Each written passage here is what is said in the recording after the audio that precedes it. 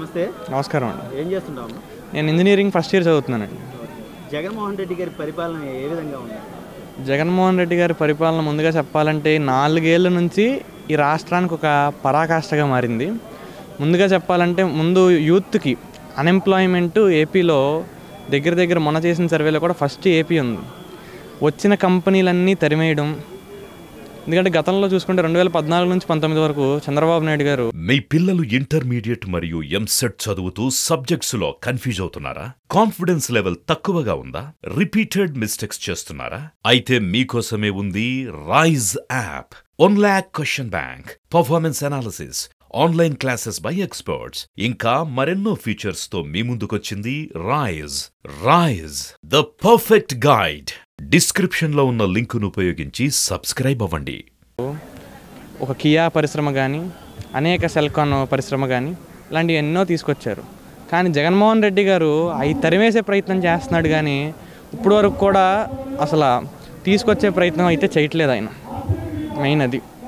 అదేవిధంగా జగన్మోహన్ రెడ్డి గారిని వాళ్ళ ఎమ్మెల్యేలు కానీ, విద్యార్థులకు కానీ రాష్ట్రంలో ఉద్యోగ అవకాశాలు లేవు అంటే వాలంటరీ వ్యవస్థ ద్వారా ఉద్యోగాలు కల్పించాం, మద్యం షాపులో ఉద్యోగాలు కల్పించడం అనేది మీరు ఎంతవరకు తీసుకుంటారు? ఇది చూసుకుంటేనండి, ఇప్పుడు ఒక వాలంటీర్లు చూస్తే దగ్గర ఒక 50 నుంచి 60% వరకు డిగ్రీ సర్టిఫికెట్లు ఇంజనీరింగ్ చేసిన వాళ్ళే ఉన్నారు. అలాగే మరి వాళ్ళకి చదివినందుకు వాలంటీర్ ఉద్యోగం ఒక 5,000 ఏం సరిపోతాయి? ఒక రకంగా మద్యం షాపులు ఇంజనీరింగ్ డిగ్రీ సర్టిఫికెట్ పొందినోడు మద్యం షాపులు ఏం పని చేస్తాడు? ఆయన ఉపాధి అవకాశం కల్పించలేక ఆయన చేతగానితనం ఇది. ఉపాధి అవకాశాలు అనేవి జగన్మోహన్ రెడ్డి గారు కల్పించలేడు మెయిన్. అదేవిధంగా మీకు ఫీజు రింబర్స్మెంట్లు కానీ, విద్యార్థులకి విద్యా అవకాశాలు కానీ ఎంతవరకు ఉన్నాయి ప్రభుత్వం? ఫీజు రియంబర్స్మెంట్ ఇప్పుడు నేను ఎస్ఆర్ఎం ఏపీలో చదువుతున్నానండి. నాకు ఎంసెట్లో ర్యాంక్ వచ్చింది. ఫీజు రియంబర్స్మెంట్ అనేది అసలు ఇప్పుడు వరకు నేను చూసిన మా ఎస్ఆర్ఎం యూనివర్సిటీలో ఎవరికి జరగట్లేదు అసలు ఫీజు రియంబర్స్మెంట్ అనేది. వచ్చిన 4 ఏళ్ళు కూడా 4 ఏళ్ళు ఏ ఒక్క సంవత్సరం కూడా ఫీజు రియంబర్స్మెంట్ అనేది జగన్మోహన్ రెడ్డి గారు ఇచ్చిన హామీ నిలబెట్టుకోలేకపోయాడు. ఆ ఫీజు రియంబర్స్మెంట్ కానీ, అమ్మఒడి కూడా చాలామందికి ఎంతో ఇబ్బంది పడుతున్నారు. ఈరోజు చదువుకోవాలనుండి చదువుకోలేని వాళ్ళు కూడా పాపం ఈ ఫీజు రియంబర్స్మెంట్ మీద ఆశ చూపి జగన్మోహన్ రెడ్డి ఇది తొంగలో దొక్కాడు. రాష్ట్రంలో రోడ్లు రవాణా వ్యవస్థ ఏ విధంగా ఉంది? రోడ్లు రవాణా చూస్తే నిజంగా అసలు రోడ్ల పరిస్థితి ఎంతో దీర్ణంగా ఉందండి. రోడ్ల పరిస్థితి main Jaganmohan Reddy first fail అయింది ఈ రోడ్లలోనే.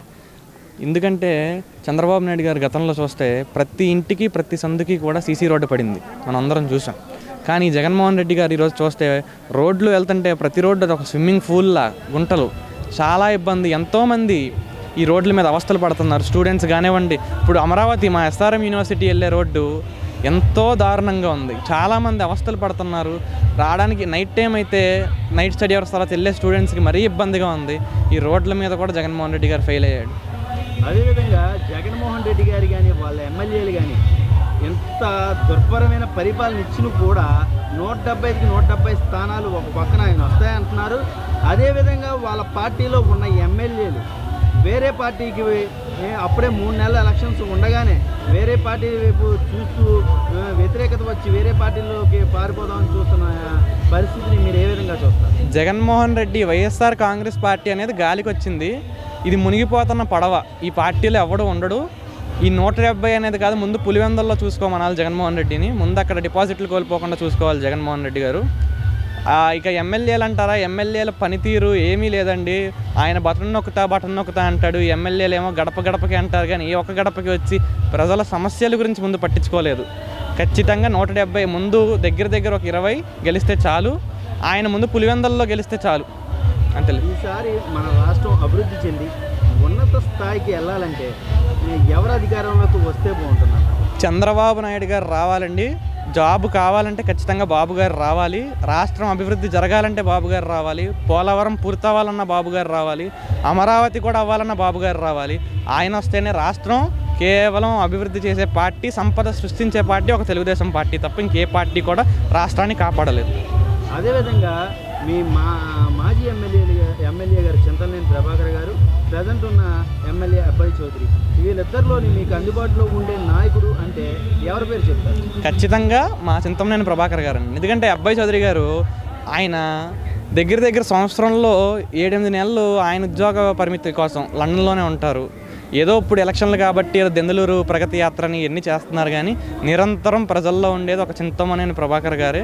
మనం చూసాం 2009 నుంచి 2019 వరకు దెందులూరు నియోజకవర్గం ఎంత అభివృద్ధి చెందిందో చింతమనేని ప్రభాకర్ గారి కింద అందరికీ తెలిసిందే. ప్రతి గ్రామానికి సీసీ రోడ్డు వేయించిన ఘనత ఒక చింతమనేని ప్రభాకర్ గారికి దక్కుతుంది. చివరాఖరికి పులివెందల్లో కూడా ఎంత అభివృద్ధి జరగదేమో దెందులూరులో జరిగినట్టు అంత చేశాడు ఆయన చింతమనేని ప్రభాకర్ గారు. ఖచ్చితంగా ఈ 2024లో చింతమనేని ప్రభాకర్ గారు మళ్ళీ ఎమ్మెల్యే అవుతాడు. ఆయన సారథ్యంలోనే మేము అందరం ఉంటాం.